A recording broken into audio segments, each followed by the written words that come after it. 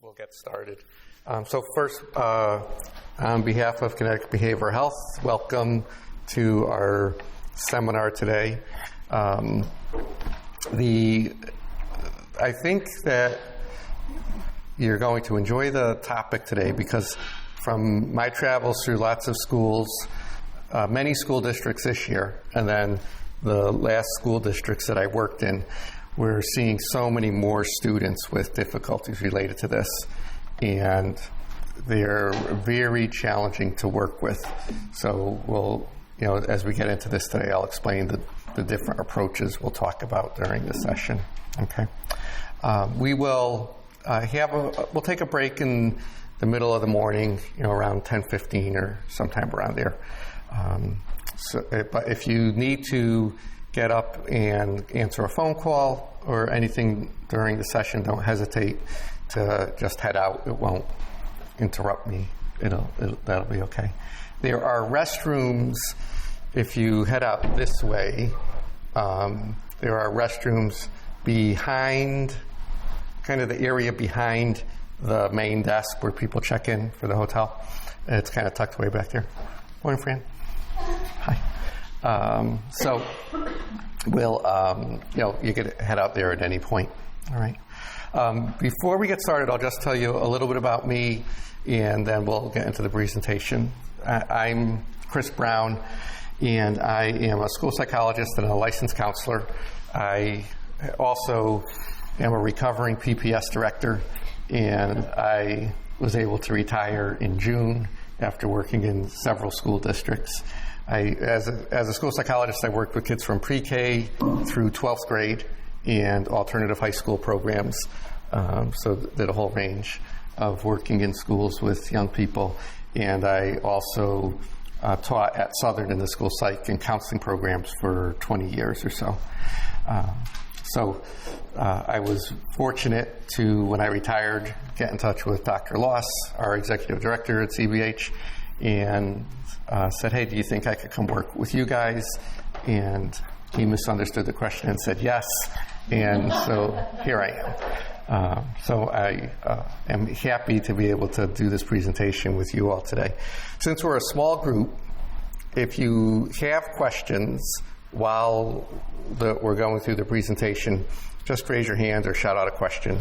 And we won't have to wait for a particular point to get to questions and answers. And then, of course, at the end, we'll have some time left over for questions and answers as well.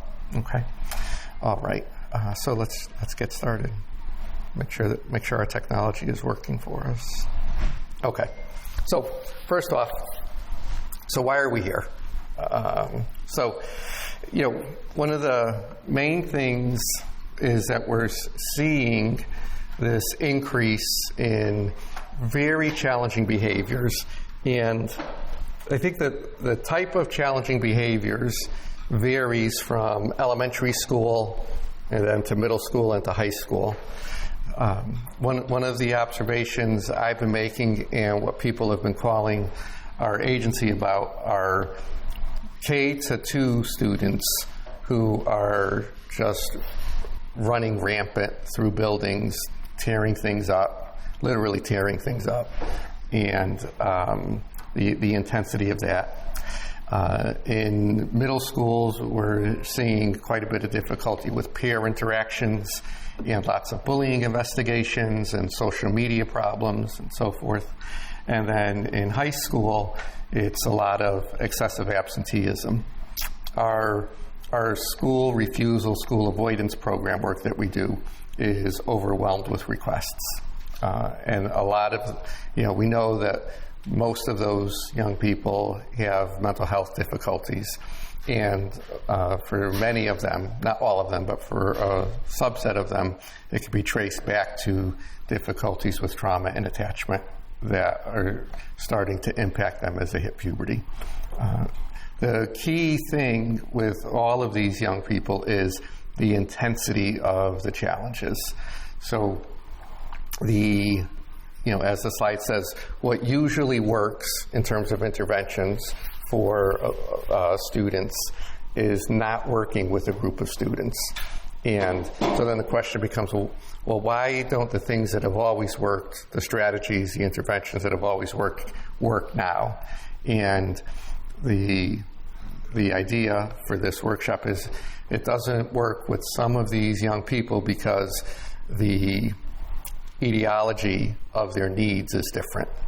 So these aren't, I don't want to say simple anxiety or simple depression issues, because anxiety and depression aren't simple, but there's more complexity when someone has a trauma background with the anxiety that they present with, or the depression they present with, or the broadly emotional regulation and coping skills that typically children have in place when they arrive at school. These children don't have those skills in place. So we need to consider doing some things differently. Okay. Just for me to keep in mind while we're talking, if you're working in an elementary school primarily, raise your hand. Okay. So about a third or so. And middle school? Okay. You guys look pretty good for working in middle school. Yeah. Okay, good. I worked in middle school for 2 years. That was it. Okay. High school? Assume everyone else. Anyone working in alternative programs? Or, okay. What alternative program, or what's the nature of your alternative program? Therapeutic. Okay. In a high school setting? It's within the district. It's K through 18. Oh, okay. Do you have all those kids in one location? Yes. Oh, okay. You don't like that idea. That wasn't a yes, we do. And it's awesome. Okay.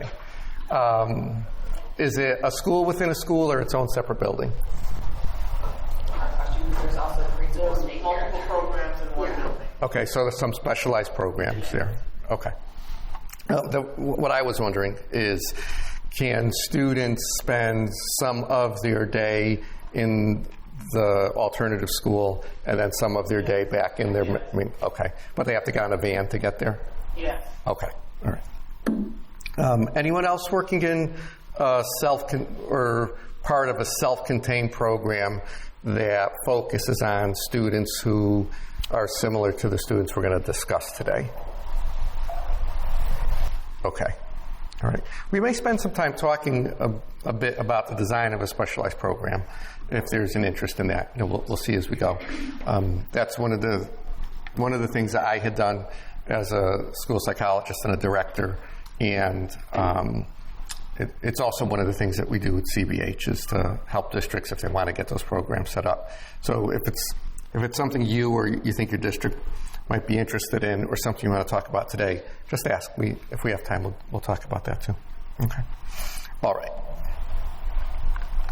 Okay, so the main goals for today are we're going to spend quite a bit of time this morning to focus on an understanding and a conceptualization of what's happening with children who are struggling with a trauma background, and understanding what underlies these difficulties from a developmental perspective and a little bit of a neuroscience perspective. We won't spend too much time on that, but more about the developmental trajectory of these young people. We'll spend a little bit of time talking about how do we assess or screen these students to have an understanding of, is this difficulty because of a trauma background, or is it something else? And the reason that's important is we want to design our interventions differently if there's some history of trauma in their developmental history, which will be, which is really has to be a different approach compared to if there isn't. And we want to be careful not to assume or guess about what's the difficulty. So, how sometimes we sit in meetings and with teachers, and there's a discussion of the student, and we talk about what their brother was like or what their cousins were like, but we don't really get good, solid information about, well, what's actually happened for this child. And we don't really have time for that because I'm guessing that most of you are kind of busy at work, right? You're running from thing to thing for sure.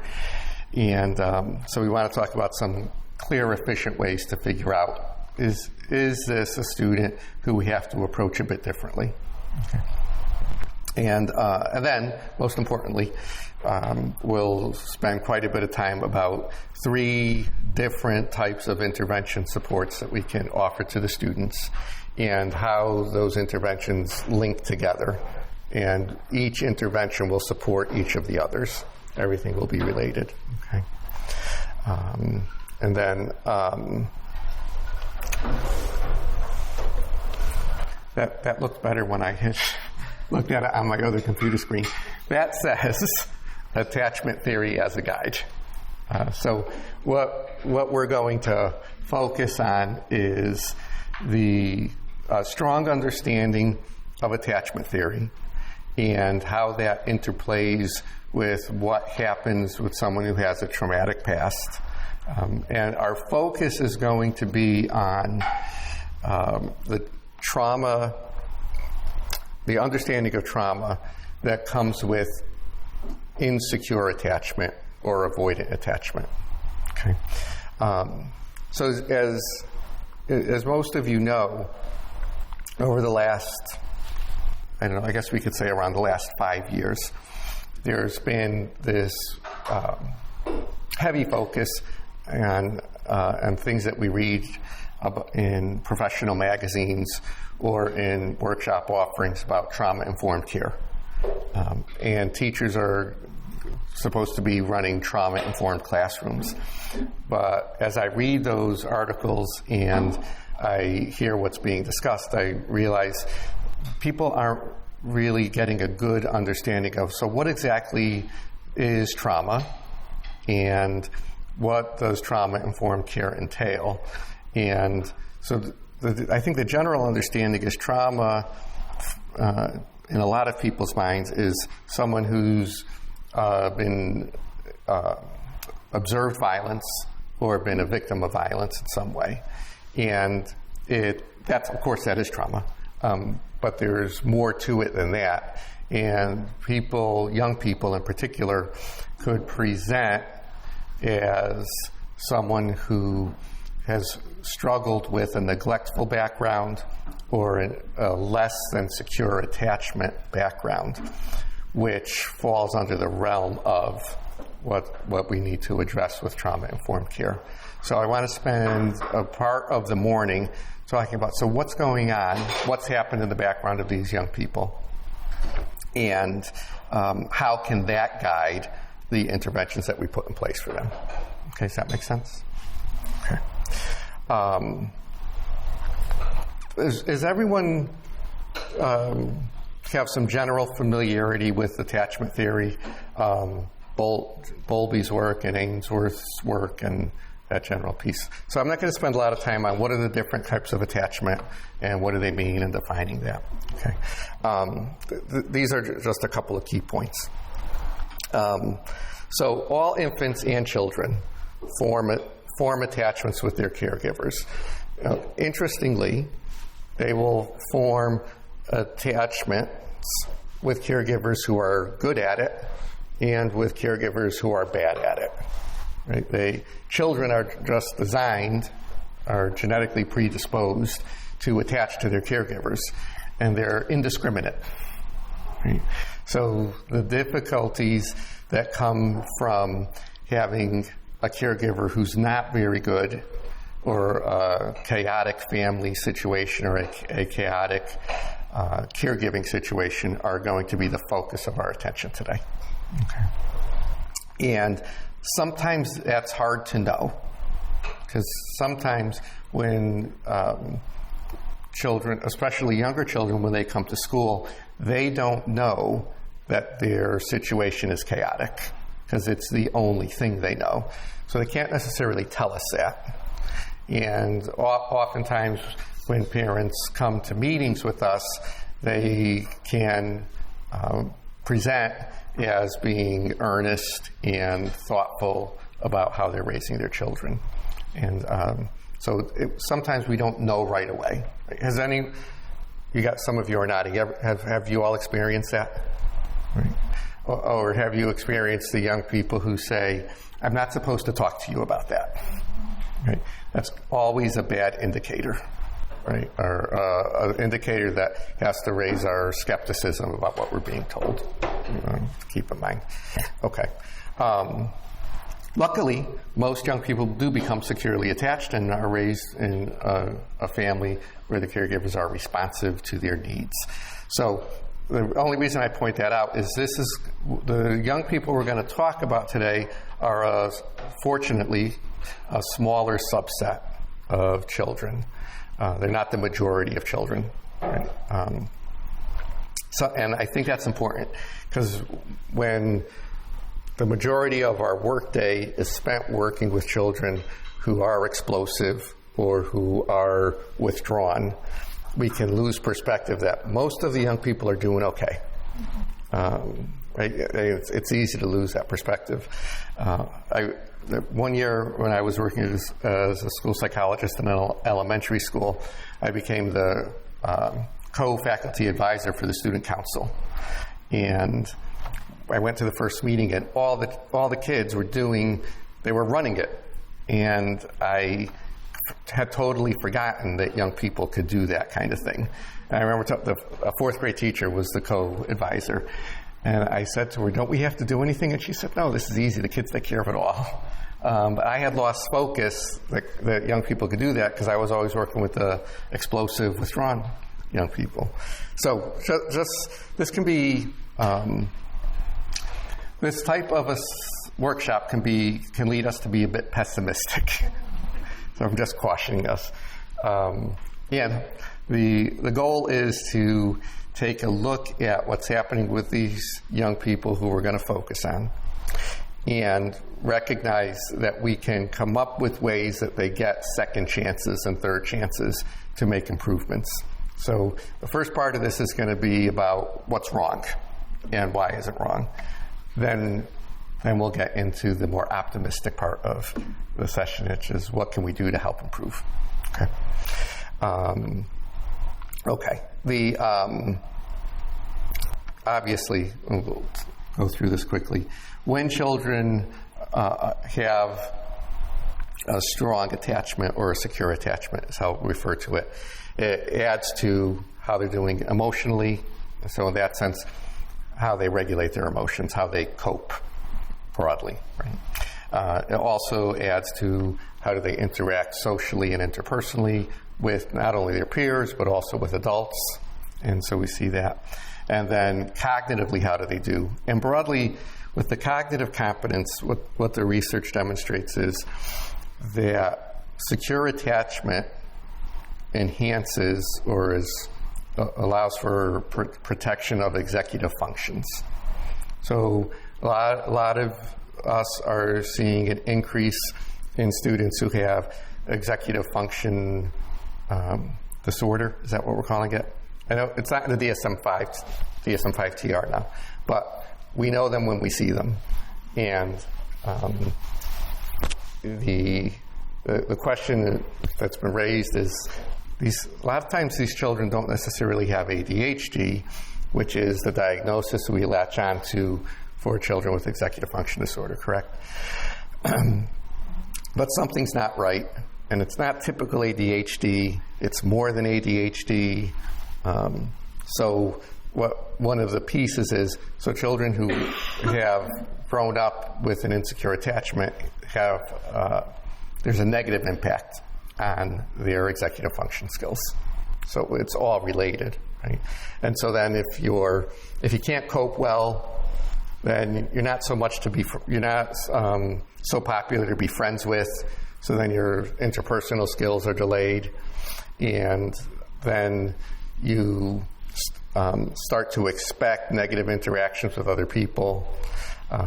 School becomes not a great place to go, and so then you don't really plan ahead for what should happen in school, and so then it looks like you have executive function problems. And so all of these delays are interwoven. And so the interventions that we're going to talk about have to work to address all of those areas. And there are different sets of interventions that we can put in place for it. Okay, so that's how it all works together. Any questions about any of that? Okay. All right. One of the things that we're going to talk about is how there's an attachment behavioral system, and then there's a caregiving behavioral system, and these interact in secure attachments. When there's an insecure attachment, the child gets a misunderstanding of what caregivers can do or what caregivers should do. That's probably not the right way to phrase it. They're understanding exactly what they're exposed to. They overgeneralize that understanding to their expectations of what will happen when they move, when they're in circumstances or situations outside of their home. Okay? So the partnership between the parent and child in a secure attachment creates young people, or results in young people who come to school and are teacher pleasers. And insecure attachment results in young people who come to school and are the opposite of teacher pleasers. So and that's because their expectation of what a teacher can do for them or how a teacher is going to interact with them is skewed based on their developmental history or their personal history. Okay. Does that make sense? Okay.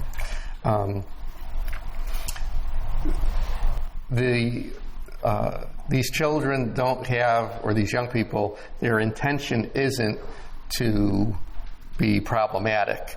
They're just approaching the world in the way they've learned to survive and to fit with their expectations. Okay.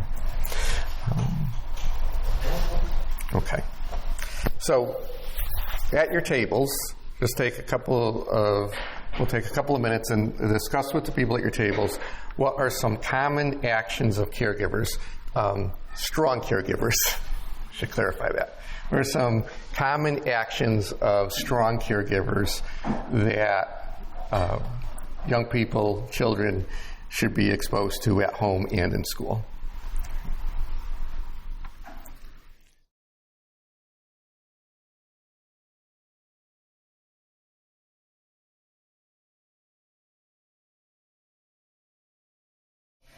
Okay.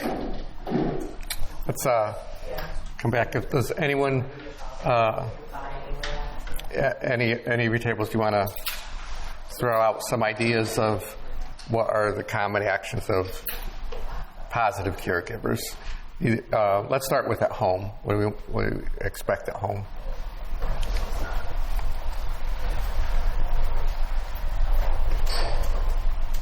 I mean, they set boundaries when somebody in our group talks about setting boundaries. Okay. Yeah. Okay. What is setting boundaries? Why is that helpful for a child? It lets them know how far they can go. Right? They have like a range of what's acceptable. Yes. So it teaches them that they're not in full control all the time, and that they have to stay within a given parameter. Okay. And what's the reason that it's helpful for children to know they're not the ones in complete control? It makes them feel safe. Safe, right. Safety and security, right? So limits and boundaries offer safety and security to children. It reduces the chaos, right? Okay, what else? So one thing caregivers do is set limits and boundaries. You said maybe being dependable and present. Yeah, so dependable and present, and that offers consistency to young people, right? So they know that if they're, let's just say, broadly uncomfortable about something, two things will happen. First, when they're really young, the caregiver will notice that they're uncomfortable and will respond and address it. And then as they get older, they know that they can go to the caregiver and let them know they're uncomfortable, and the caregiver will respond in some way. Okay, so there's that consistency of response. All right. There's another piece that goes with that, with the consistency of the response. I don't want to give it away. Starts with a T. It creates a sense of this trust, right? And trusting what? What does the child learn to trust? That adults are dependable. Yeah, right. So the dependency, again. The other thing that young people learn to trust is that that the adults will follow through. So that's the dependability piece. The opposite of it is they won't experience disappointment because of the adult being untruthful. Right? Like, life is filled with disappointment. A lot of disappointments we can handle. Like, so we can be disappointed if it rained on the day that we were supposed to do some outdoor event. That's not the parent's fault, right? It's harder to be disappointed if, the parent was supposed to pick me up and take me somewhere, and they are unable to do that because of some irresponsibility on their part. Fill in the blank on what the irresponsible adult behavior is. Right?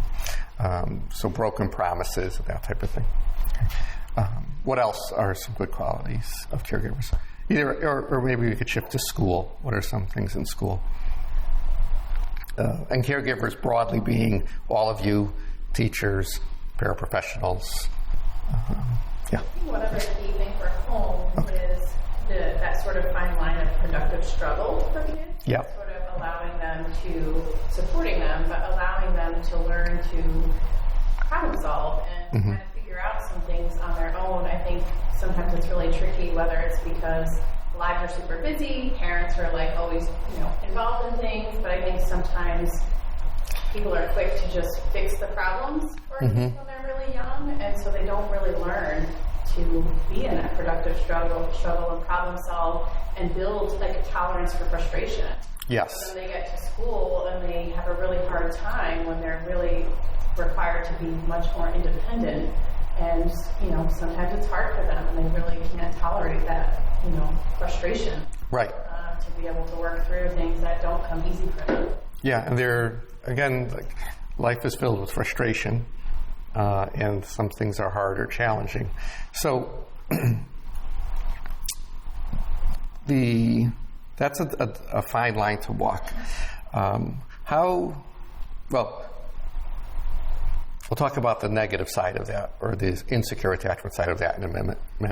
Let me not ramble and just to continue to be focused on the positive for starters.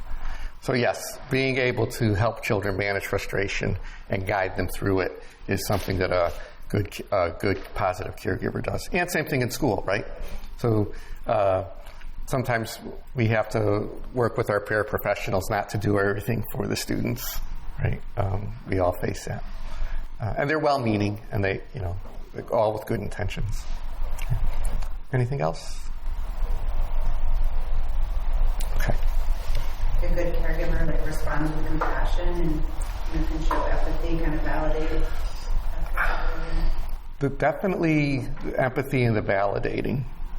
So this is a key piece with a secure attachment, is noticing how a child feels and stating it. Remember when you took developmental psychology and you learned about mother ease and how a mom or a dad or a grandparent talks to an infant, and kind of, so you use the high-pitched voice and the calming voice, but also it's sort of like doing, not sort of, it actually is doing a play-by-play with the child. Like, you must be hungry. Look at you. Oh, okay, it's okay. Here, let me get a bottle for you. Come on, we'll go in the kitchen. And, it's a 4-month-old who doesn't really understand much, but you're talking about it and you're describing it. And it's just this sense of, which can happen at 3 to 6 months of age. The child starts to realize this big person who's always around understands me. And at the same time, the child is starting to realize I'm separate from this big person. Up until 3 months of age, they feel like they're just connected. Like with an infant, we're there to serve them, right? But they start to realize, because of this description that we provide, that they're a separate entity. And but also that this person understands them. And that's so important because for healthy personality development, in order to have, and part of healthy personality development is having a strong sense of yourself as an individual, right? Knowing that you are a standalone, independent person who can handle frustration and cope with things, like you mentioned, Krista. In order to get to that point, you need to have adults who understand you and make it clear to you that you are a different person, and I can understand you. And then what happens reciprocally as these attachment and caregiver systems interface is the child, as they get into toddler years and preschool years, start to realize that they can understand the emotional state of the caregiver and actually start to influence the emotional state of the caregiver, right? You guys have noticed that, right? I'm trying to think of an example. I didn't have an example prepared for that. This is an easy example. When you're, who's a parent in the room? Or an aunt, right? Who's hung out with little kids? Okay, that's all you need. When young people get to be between the ages of 2 and 3, they start to voice this independence. And it largely goes something like this: I do it. Right, with a vengeance, right, with an authoritative stance. I do it until they can't do it, and then they go to you and say, "Help me," right? But there's this give and take, and they also start to realize that if they're naughty or fresh, that the adult has a scowl on their face, and around 2 or 3, they'll start to say that they're sorry. Right? So that's this understanding that the emotional state of this person who I rely on is not ideal right now, and I need to get it back to being ideal because that will be good for me. So they start to learn how to repair that. Those are all parts of secure attachment. Okay. Now, that also happens in school, right? So that, we think about even like, if you've hung out in preschool classrooms or kindergarten classrooms, it's pretty impressive how a preschool teacher or a kindergarten teacher, have any of you been preschool teachers or kindergarten teachers? Okay. To me, it's quite impressive how a preschool teacher or kindergarten teacher can have 15 little people and use a commanding, stern voice, but not a frightening voice, to get this whole group of young people to go along with the one plan that the teacher has, right? And that works best when you have a large number of those young people who come from a secure attachment. It becomes really difficult when you have a handful of young people in the room who come from an insecure attachment, because they don't anticipate the kind, caring, helpful stance that this person has. Right? There's a mismatch there. That's one of the things that we'll focus on. Okay. Here are another list of caregiving actions, primarily with infants, but this can go into early childhood. And this basically covers everything that you all were talking about. One thing that we didn't mention is this soothing quality, right? So some of these behaviors are security behaviors. Some of these behaviors are soothing behaviors, and so that's another piece that we want to talk about. And then just for terminology's sake, so caregivers bond to the infant and child, and children and infants attach to the caregiver. And it's a little bit different, and the key distinction here, and this can actually become problematic. The child relies on the parent. That's the attachment. The parent takes care of the child. That's the bond that the parent has. Sometimes we have parents where there's this dynamic of a role reversal, where the parent relies on the child, which is backwards, right? And that can cause problem with the attachment system. And then sometimes that could be one of the features that leads to frequently missing school or high absenteeism, right? A lot of you are shaking your heads. Oh yes, you've seen this story before, right? Okay. And so why is that so hard to intervene with? Those of you who've experienced it. So that the parent is overly attached to the child, or the parent is relying on the child. What's the problem there?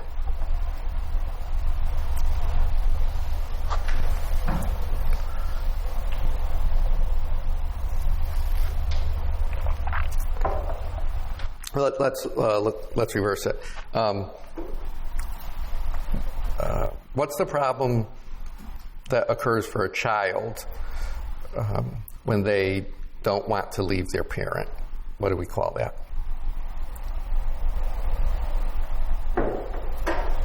Starts with an A, has an X in it.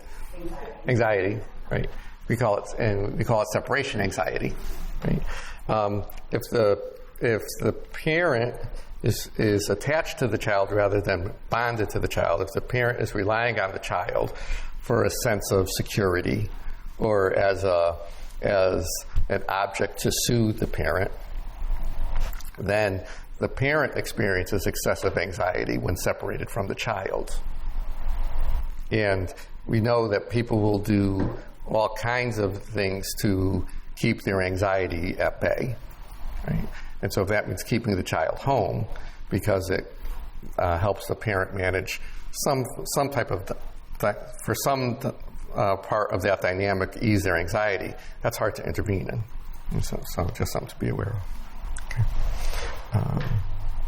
Okay. Fortunately, again, that's not very common, but when it occurs, it's hard. It takes a lot of time to try to work through, right? Okay.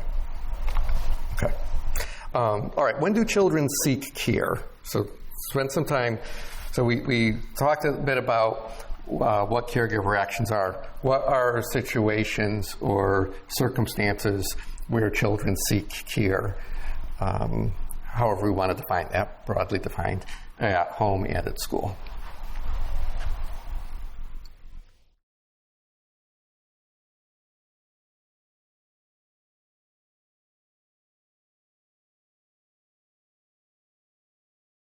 Okay.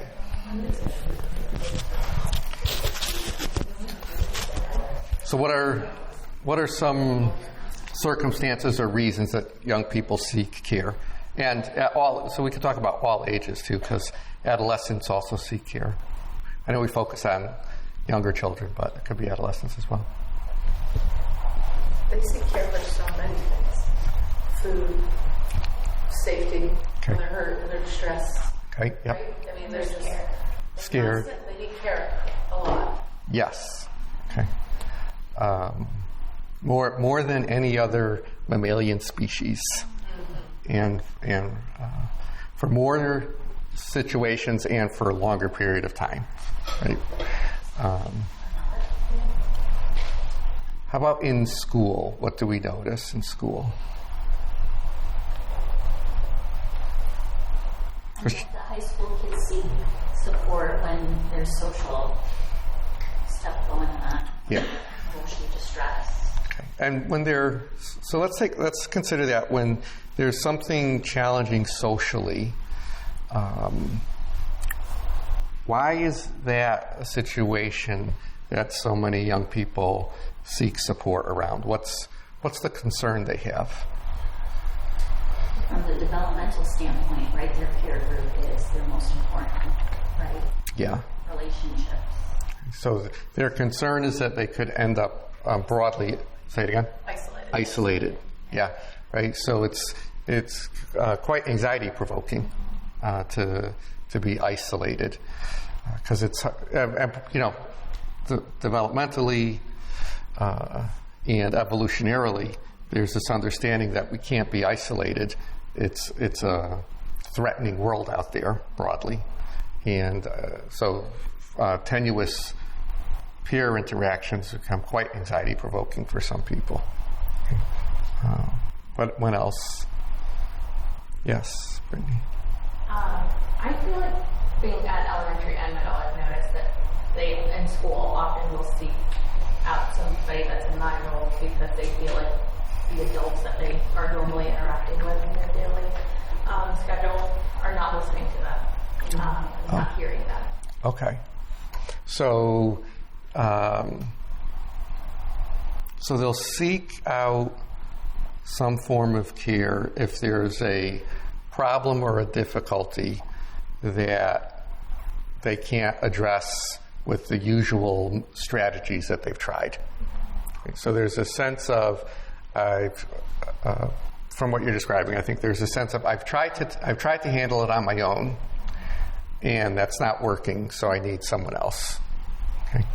Or maybe the response is not something that they were hoping for or willing to or understand how to tolerate, so they need help navigating the person's response that maybe wasn't what they expected. Okay. All right. And so many of our kids don't have strategies. Yes. Because at home, maybe there's an over-response to any distress. Mm-hmm. Oh, They yeah. haven't developed any tolerance. Mm-hmm. So they seek us out to fix things. Good point. Yeah. So they've never acquired the skill. Right. Right. So it's interesting. So that's a good point. So there's two aspects of this. There's the child who doesn't have a sense of security because of an insecure attachment, and they feel like the world is chaotic. And so broadly, we'll say those children have never learned how to initially. I shouldn't say never learned. They haven't learned adequate skills or a rich set of skills for self-soothing. Okay, we'll start there. And then moving up the developmental ladder from self-soothing to handling frustration or navigating difficult interpersonal situations, right? On the other hand, with helicopter parents, right? And now there's a new term, snowplow parents, I think, or bulldozer parent, one or the other.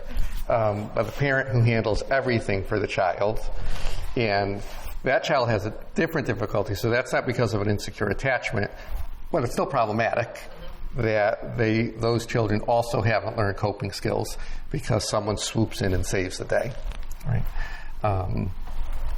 Typically not as problematic in the school setting in terms of explosive behavior and things that we see with children exposed to trauma, but definitely creates a struggle for young people, for sure.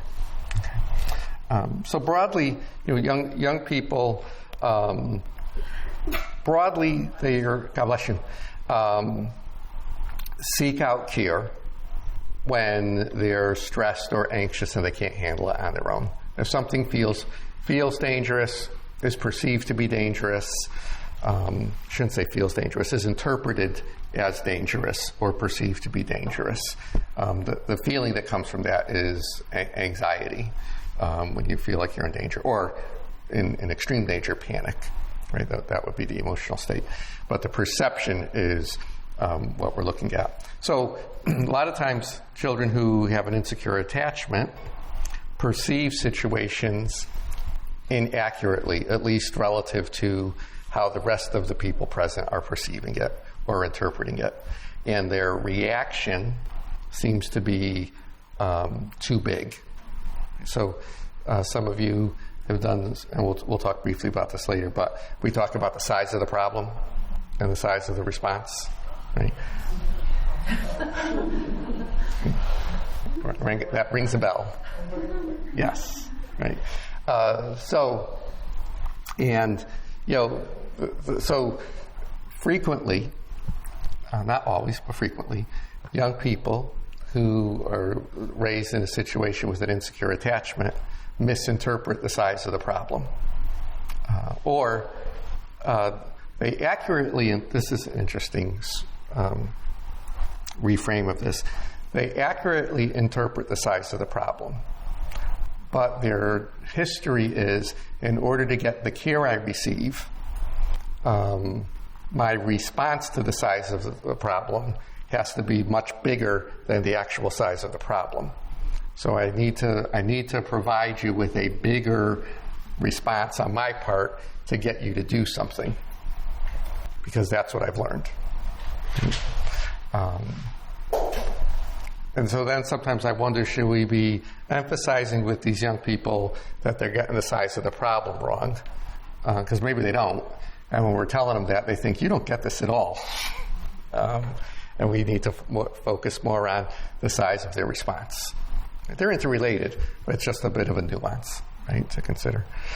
And then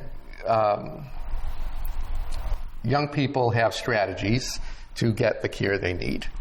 And so the list here that I put up is for toddlers, infants, and toddlers. So, smiling, following you around, crying or being clingy. Those are some common things for small children. But we could extrapolate these up to adolescents. So if you're working at a middle school or high school, the student who every time you walk out of your office is sitting there in the waiting area, that's following you around or clinging, right? Just for a teenager style of following around or clinging. And then also the children who try to schmooze you, that's the upper level of smiling and trying to be endearing. I worked in an elementary school once, and there was this, I realize now, I didn't realize it back then, this was about 25 years ago, but there was this boy who was fifth grader, had transferred to the school. He had a really difficult home situation, and was one of these kids who was getting in a little bit of trouble all the time. The biggest thing that I remember with him is his father would sharpen, on the side, he would sharpen knives and scissors and things for people. And he came to school with a bag full of pen knives one day. He was selling to his fifth grade classmates. Right? That was a problem. However, the other feature about this boy was, I came upon this by accident. I was getting lunch one day in the cafeteria, and he was in the cafeteria line yucking it up with the lunch ladies. Right? And I said, "Hey, how do you guys know so and so?" And they said, "Oh, he's the best kid in the whole fifth grade." And I said, "Really?" And they said, "Oh, he's so sweet. He's always complimenting us on the food. He's always saying how nice we look." And then so I noticed, I wandered through the cafeteria after that pretty more frequently to see how he was doing there, and I noticed he always had the biggest plate of food. Right? So there was some food insecurity at his house, and he learned to get the care he needed by interacting with these people to evoke the care that he needed. Right? That was a good strategy. He didn't know how to evoke good interpersonal relationships with his peers. He thought he could do that by selling them knives. So, pros and cons with trying to evoke interactions with people. Okay. So, with this in mind, and thinking about how children seek out care in good ways and bad ways, a lot of times we do FBAs. And one of the things that comes up as problematic behavior is that the function of the behavior is attention seeking, and we might more accurately describe it as care seeking. Right? And I just point that out because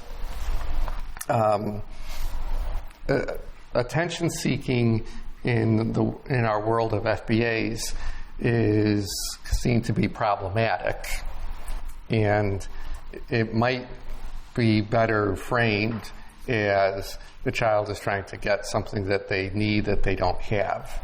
And particularly it becomes more important when we're looking at children with an insecure attachment. Right? They're going about it the best way they know. Again, this is for that subset of students who we are considering as having insecure attachment that's leading to this for them. And then the same thing with avoidance, right? Avoidance might be a way to get away from the anxiety they're experiencing as well. Okay. It's just something to keep in mind. Okay. So the one thing that young people are looking for is to decrease their anxiety. And so we have the attachment system, we have the caregiving system, and there's also the fear system. These all interact together. The fear system is present as a protective system, right? So it's good that we experience fear and anxiety. It sends us a signal that, hey, something's wrong here, and it's beyond my capacity, right? And then, so how do I get it back into equilibrium for me? And so we want the attachment system, the caregiving system, and the fear system to be in equilibrium, right? So they're all interacting. The key thing that we want to see happening with young people, as you all have talked about this morning already in your groups, is that being able to find that sense of security by relying on the adults in your life is what helps young people to learn to regulate their emotions, right? So there are going to be instances where there's emotional discomfort. So I'm going like this because there's a heightening of emotion, right? So there's going to be this emotional discomfort, and that's just part of the human condition, right? It's unavoidable, right? Just as a point, when I'm doing counseling with people who are struggling with anxiety, I always tell them the goal is not to eliminate anxiety, because that is an impossible goal. Life is anxiety provoking. The goal is to manage anxiety when it occurs, to turn down the intensity of it, and to reduce the frequency of intense anxiety. So we want to reduce the intensity and the frequency. But if you're coming to counseling and your goal is I won't feel anxious again, we're never going to be satisfied. And people get that right away. They're like, oh yeah, of course. But what we want for children is also to be able to regulate their emotions. And so what we're seeing with these kids who are insecurely attached are their regulation system is really lacking. And that's why we see these incredibly explosive behaviors, of throwing chairs and knocking over trash cans and ripping things off bulletin boards. Right? Hopefully you're not seeing this in high school. This is elementary school. High school, it's more of using foul language, walking out with a flourish or a slam door.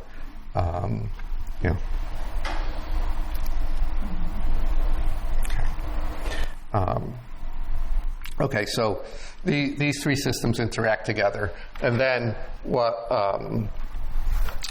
follows that is the exploratory system, and then the sociability system. So broadly, I won't spend too much time on this. The exploratory system is being able to move out into the world with a sense of, things are probably going to be okay. I can try some new things. I can make some new friends. I can struggle with a challenging course. Right, that's the exploratory system. I can try out for a team. I can audition for a play. All of those things that we want young people to start doing in elementary school. And then, with feeling some sense of security and being able to cope, you can start to develop new friendships or new relationships with both adults and peers. And that's important because you can't constantly rely on your parents. Right? Your parents aren't going to be with you all the time. So you need to develop these interpersonal skills.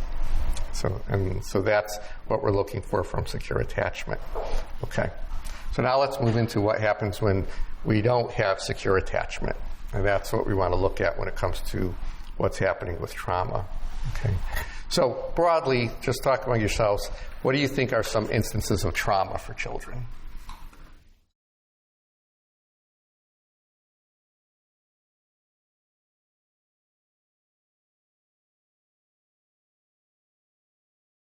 Okay. Well, in the interest of time, we'll come back. Before I ask you guys to describe some of what you see, I like this definition, and this is a broad definition of the concept of trauma, and it's the experience of being psychologically alone in an unbearable emotional state. So,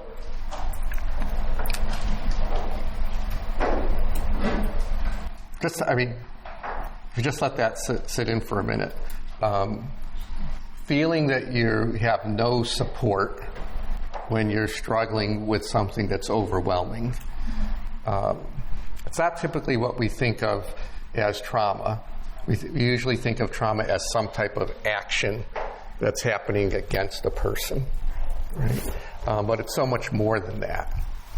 And if you just try to picture yourself in a situation like this, you could start to get pretty anxious just sitting here in this room thinking about being in a situation like that, right? So and then we think, hopefully, well, if you sit here and think to yourself, how often have I felt this way? Hopefully it's very few times in your entire life that you have felt this way. Now imagine that what we spent the last half hour talking about in terms of what good caregivers do and how children can seek care and get it, and then imagine that not happening for you on a regular basis, so that your needs aren't responded to, that you're not getting what you need from the adults, and you must get it from the adults because you're too young to get it for yourself. Right? And that's kind of what is happening regularly for you, then this is the experience. So even if you're not being exposed to violence or a victim of violence, an observer or victim, but you could be experiencing this. And so these are the children that we're going to talk about. And sometimes this is hard to see.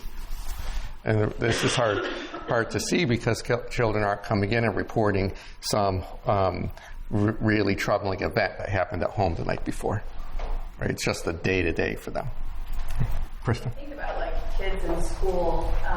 You kind of mentioned the FBAs and that sort of attention-seeking behavior. I think this is one of the pieces, especially with the early elementary kids, that I've always really struggled with, for the kids that present very much like a trauma kid, where their explosions are very much emotionally driven. Mm-hmm. We bring in FBAs because that's what we do when the behavior is really big, but then I feel like I'm trying to battle that behavior approach because, sometimes the response is, well, stop giving attention to that negative behavior. Oh, yes. The negative behavior, sometimes for some of the kids that we're like these types of kids, not just the little behaviors that we talk about every day. Yeah. I mean, you could wait out kids for 3 hours and they, not giving attention doesn't fix the problem because that's not the root of the behavior. Yeah. So I feel like, that's always been something that recently has really been a struggle, because I think those approaches that people want to take behaviorally really don't work for these kinds of kids. Right. So has anyone else experienced what Chris is describing? Yeah, just raise your hand. So, okay. Oh, so very common. Yeah, right.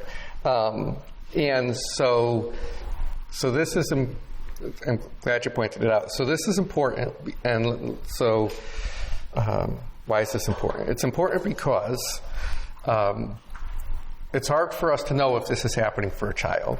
So it's reasonable for us in schools and those of us in clinics, it's reasonable for us to, at first effort, the first step is to try behavioral interventions that usually work. That makes sense, right?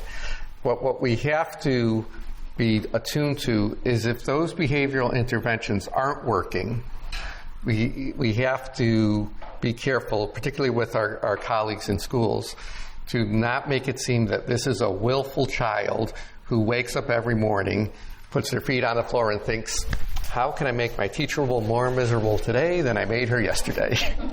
Because that's not what's happening, right? And then we have to think, okay, there's a different problem here. We need to address it differently. And hopefully some of this information today you can use to interact with your teachers so they can understand that. Yeah. Mackenzie? Well, I think this establishes the fact that children experience trauma in schools, even if it's not a big T trauma. Oh, yeah. Every time a child's in crisis, they're experiencing trauma. Mm-hmm. Yes. And it's interesting. And in that sense, I think, Mackenzie, tell me if this is what you mean. When a child becomes overwhelmed, and overwhelmed because of their interpretation of a situation based on their experience and their history, and they end up with an explosive outburst and feel out of control. No one's necessarily done anything wrong, but that sense of being chaotic and out of control is a sense of trauma as defined here, right? And the unfortunate thing here, and one of the things that we have to work with is there are 3 or 4 people there during this explosive behavior who are trying to help the child, and with calm voices and what can I do, saying all the right things and doing all the right things, yet the child still has this experience of being psychologically alone. So people physically present, but feeling psychologically alone, right? That's a real difficult matter to handle. Ryan? I think that piece there of taking a behavior-first approach really speaks to kind of why Chris decided to use this type of talk, because we jump in behavior first without understanding the larger context of who this student is and what their history is, then we're going to miss a whole lot.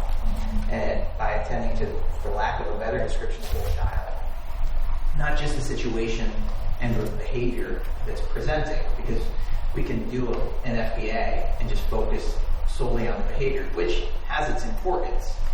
But if we're not understanding that whole child and their history, then we're potentially reinforcing a lot of the same patterns that they've experienced, the trauma that they've experienced, and only making the situation worse to the point where everybody then gets frustrated and the cycle of trauma just repeats itself. So trying to shift the focus to more of a whole child approach, I think there's great benefit to the FBA, but more of a trauma-informed FBA. So that's part of the process. How is everybody responding? What may appear as reinforcing to the child, yet there's also the other background components of understanding. How did we get here? How did this student get to where they are? Which is not always the easiest of things to do, in the school setting, depending on the ability for the parent to share, for us to understand the history of the child, how advanced the student is, when they present with these challenges. So, but to the point, that's exactly right. I mean, that's why, Chris and I chatted about where do we want to go with this, and this is exactly it. It's more trauma-informed manner of addressing behavior. Yeah. And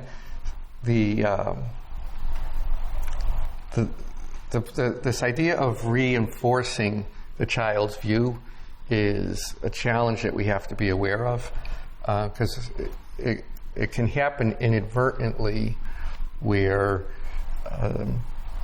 we have to try to, and so all of us sitting in the room do this. We have to, one of the things I've been realizing is we have to get teachers more involved with this, is repairing with the child afterward, right? So typically the repair work after the explosion is done by all of you, but not by the teacher or with the teacher involved.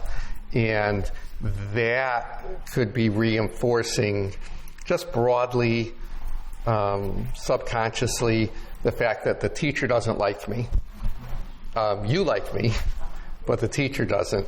I've been doing some work in a pre-K to 2 school, and one of the things that we're starting to focus on is not having the psychologist or the social worker or the special ed teacher solely do the repair work after the explosive behavior, but also the regular education teacher. And so you're laughing. Well, I'm not laughing at the teacher. Yeah. I'm not. No, I know. And I don't want to be. I had the same reaction. But in Right. school, we're not a clinical setting.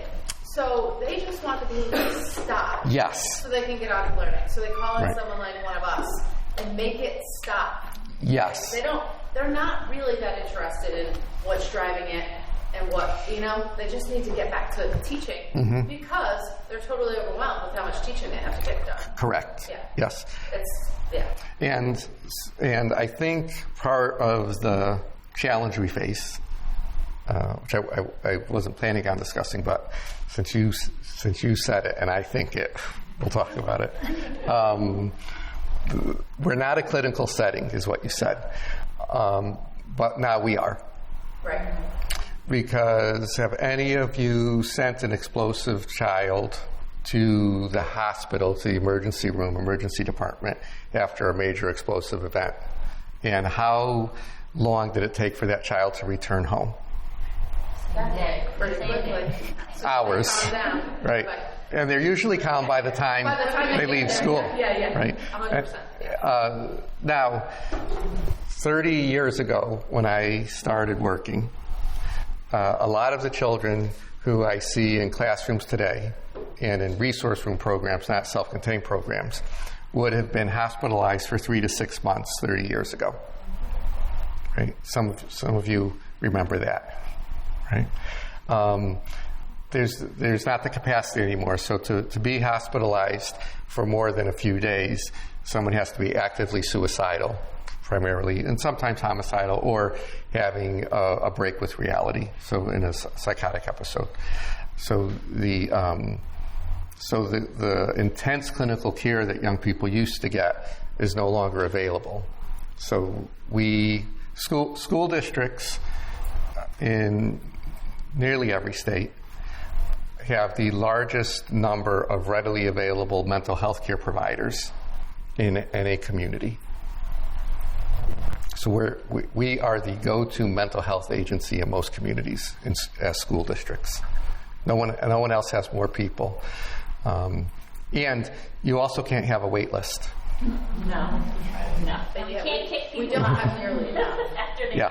We don't have nearly enough. But in most communities, it's more than any other agencies. Yeah, it's still not enough. It's still not enough.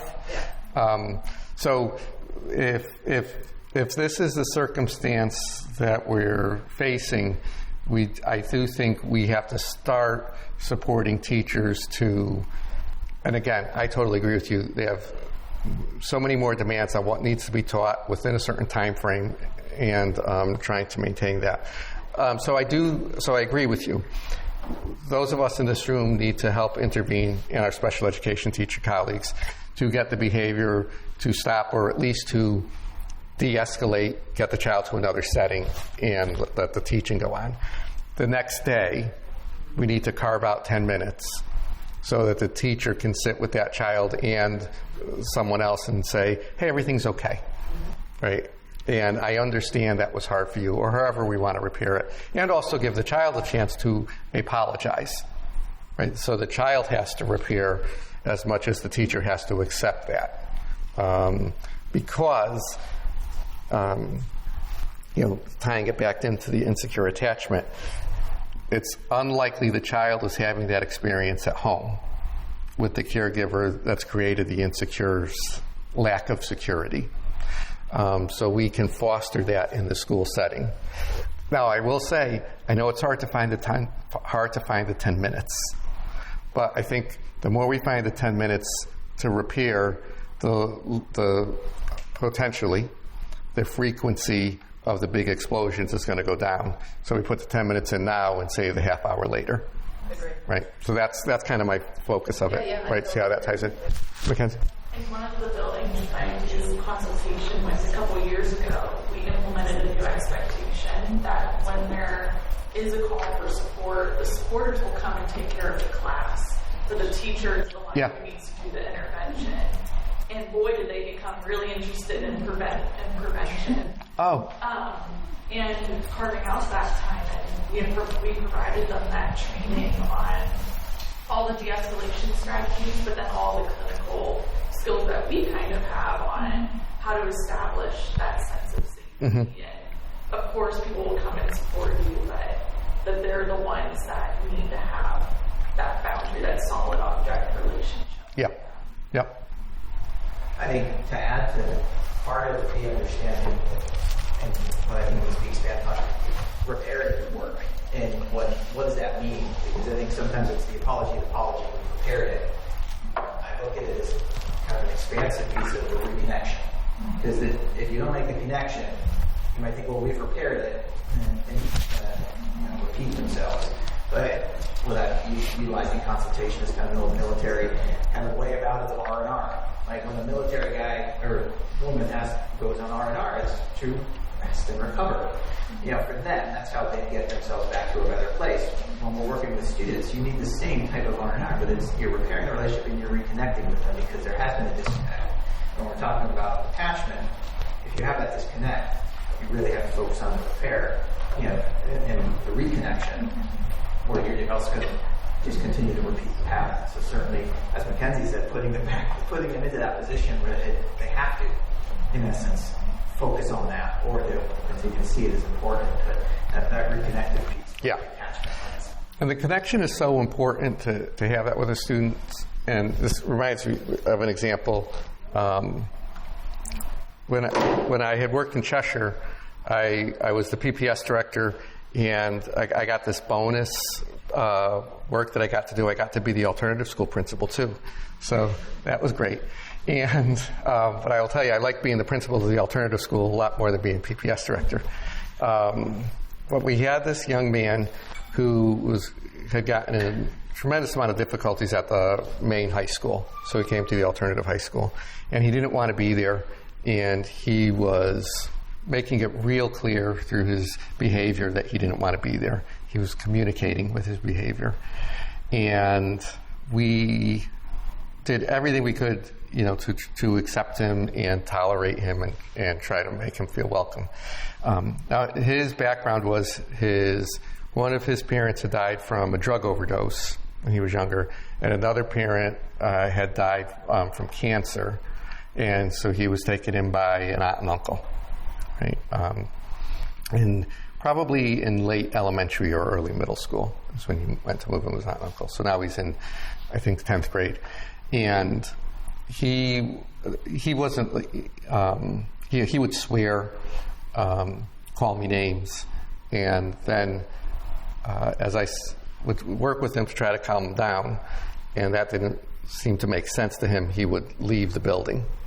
And so the school was on a main road in town. And so he would leave and start walking down the main road, and I would follow him. And he would say, "What are you following me for?" And all I would say is, "I want to make sure you're safe."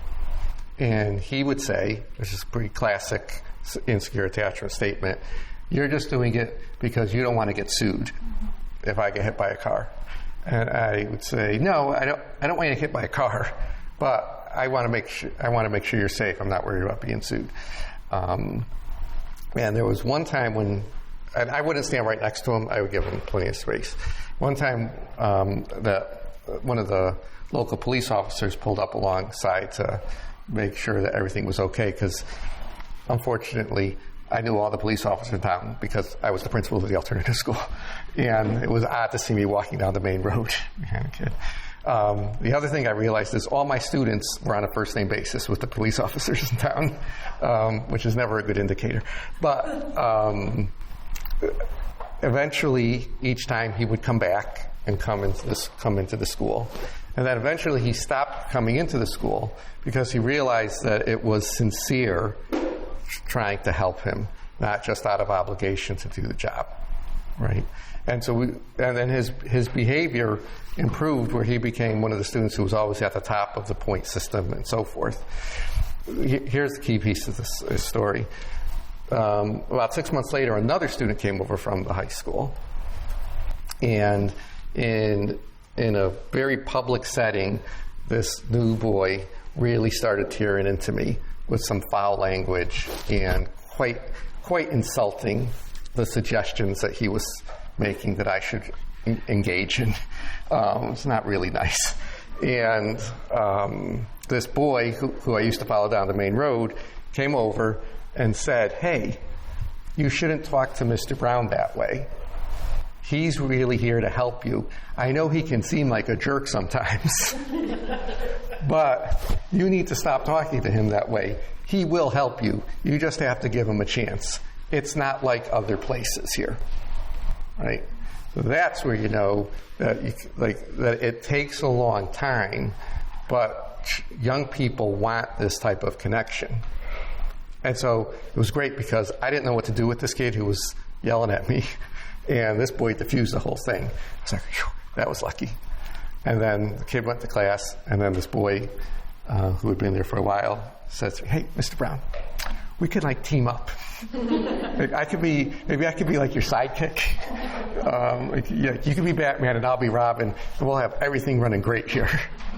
And I said, "Yeah, you could be my sidekick." But the connection is what comes from doing that kind of, and I have to say, really patient work. Right? It's really hard. Yes. I have a question. It may not fit in now, but keep it in your mind maybe for where it does fit in. Because sometimes we know this is what needs to happen, and we'll have a meeting with the teacher and the behavioral team, and kind of we know this is what's missing. But what do we do when the teacher literally isn't capable of liking the kid or the kids at this point because they have their limitations? And we know what the barriers are. Mm-hmm. We can list them and be cognizant. But what if they literally need their own help in getting there? Which will take time. What do we do then? Because we know the class or the kid isn't going to get better without this support. Yeah. You can't change who this teacher is either. I am just throwing that out there. Okay. Or do you have some? Yes. At some point, or at the end, or what have you. Or middle steps, or what. Yeah, that's important. I hadn't put that into the presentation, but we can talk about that. Okay. No problem. I've done it, so I know how to do it. Okay. It's going to take a while to talk about. Okay. I mean, the easiest solution is change the teacher. Put the kid in a different classroom. But the reason that's not an easy solution is that could be re-traumatizing. Okay. I'm getting thrown away again. Right. So that's the first, oh yeah, teacher, bad fit, move. We have to be careful about that. Not that it can't be done. We just have to do it thoughtfully. Yeah. Right. And then, of course, it's a little bit easier at the high school because there's 10 English teachers. At an elementary school, when you have 3 third grades or 2 third grades, it's not so easy. Right. Okay. And I shouldn't say it's a little bit simpler at the high school, but we still have to worry about the loss that comes with that. Okay, so we covered this, right? Okay. All right. So how do we just quickly touch on how to assess if it's trauma? This is are any of you working at schools that are using the CBITS program?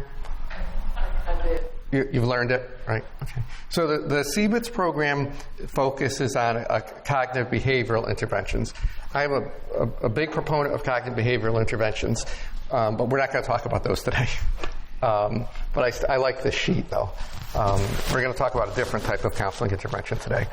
And primarily because I think most people understand cognitive behavioral strategies.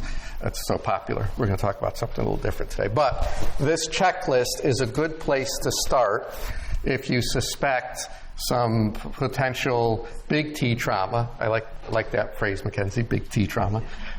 So if you suspect big T trauma and then also maybe some little T trauma, this is something that you can do in an interview format with a child or a young person. I tend to look, when I see checklists I usually prefer to talking with the student about these things. And my style of doing this isn't, okay, question 1, yes or no. Question 2, I just like to have a conversation. Keep this next to me to make sure I go through all of these possibilities. So that's called a semi-structured interview, right? But this covers all the big bases here. One thing that I like to focus on, I shouldn't say I like to focus on, one thing that I think it's important to probe a little bit about is item 7, which is, have you had to be separated from your parent or someone you depend on for more than a few days when you didn't want to be? So that's a big mouthful to ask an 8-year-old, right?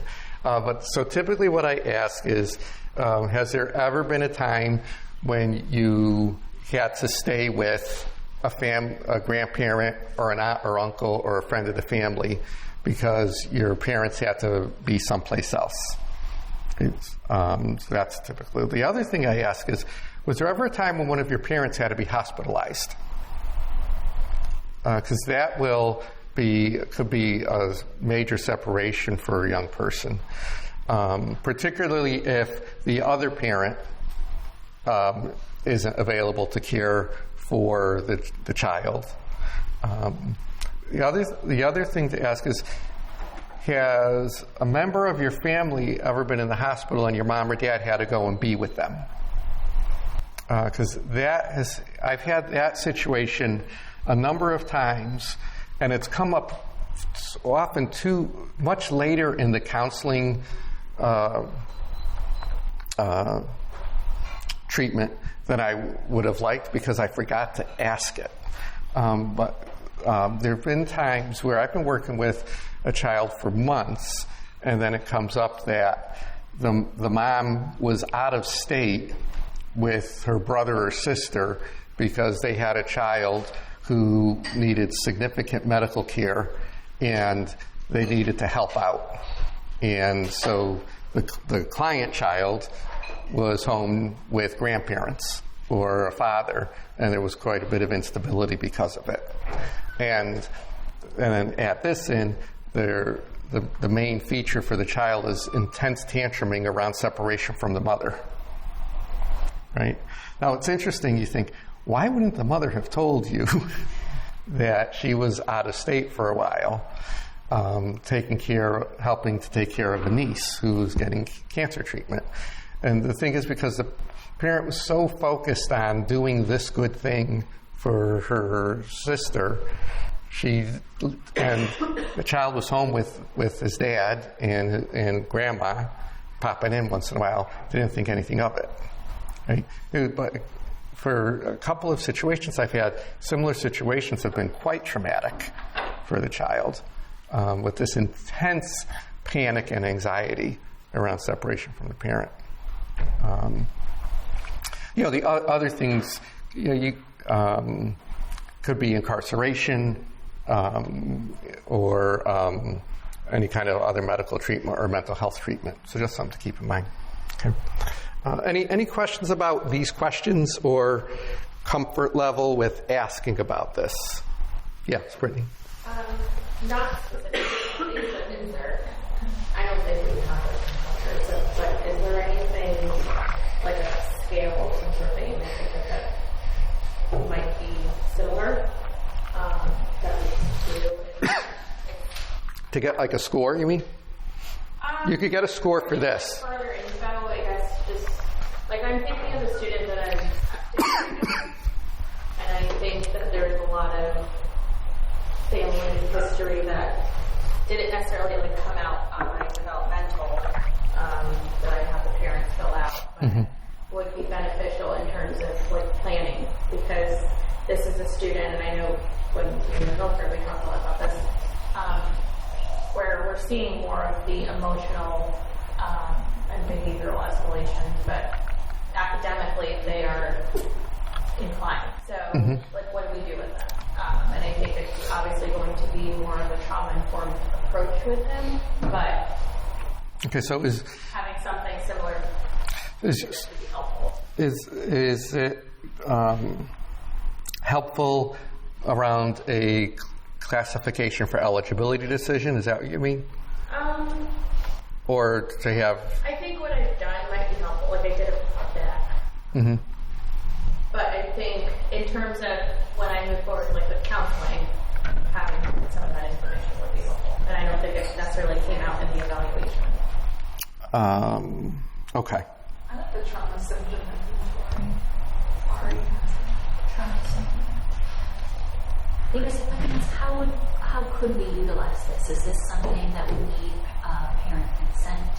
Or can this be done like, early on prior to eligibility? Yeah, I think this is a screener. It's not diagnostic of anything, right? And so I think this can be helpful in beginning counseling with someone if we suspect there's some background related to this. I think it's also helpful even in situations where we know there's some trauma history, and particularly because the research lets us know that if someone has, you guys are all probably familiar with the adverse childhood events studies, right? So typically what we see is if a child has experienced more than one adverse childhood event, they're likely to have experienced several, right? So we might know about one event, and that's been a primary focus for the family, and they've disclosed it. But there might be other events that they haven't disclosed, and so this can help us, even when we know there's been some trauma, to know, well, what are all the difficulties. So you can use it in that way. I think it's good in terms of having a checklist in mind to talk with children about. It does two things, and this is important with approaching this as a semi-structured interview. You would ask the children these questions with a sense of respectful curiosity. I want to learn about you. I want to understand what things have been like for you. And so you can ask some questions. One of the things I started asking children years ago in elementary school when I started counseling with them, and I would ask it exactly this way: Tell me who in your family drinks too much.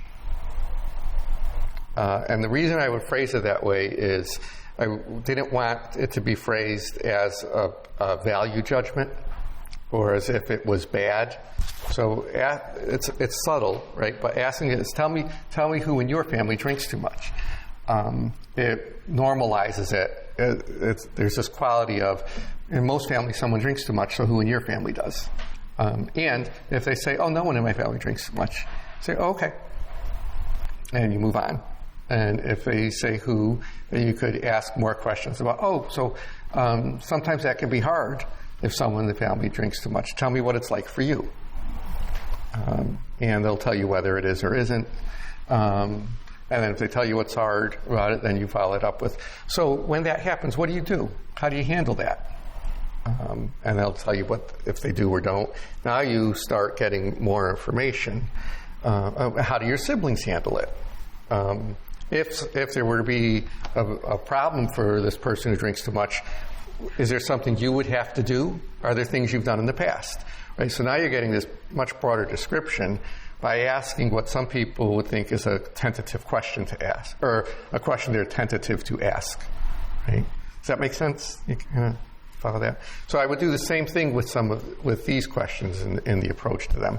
So to answer your question, I think you could inquire about this for any young person you're working with who's troubled,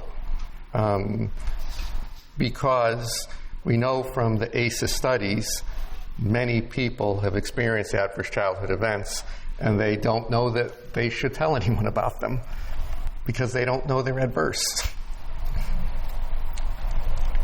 Right? Okay. And some other possible indicators.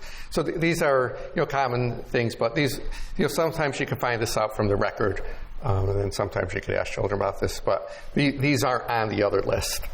They're not on this list, but I think these are important to look into because they can leave someone feeling psychologically alone in a heightened emotional state. right? Okay. The last one isn't a feeling of psychologically alone, but it's a high indicator of potential traumatic history. So anytime there's excessive absences, I start to get curious about this. Okay. All right, let's stop there and take a break.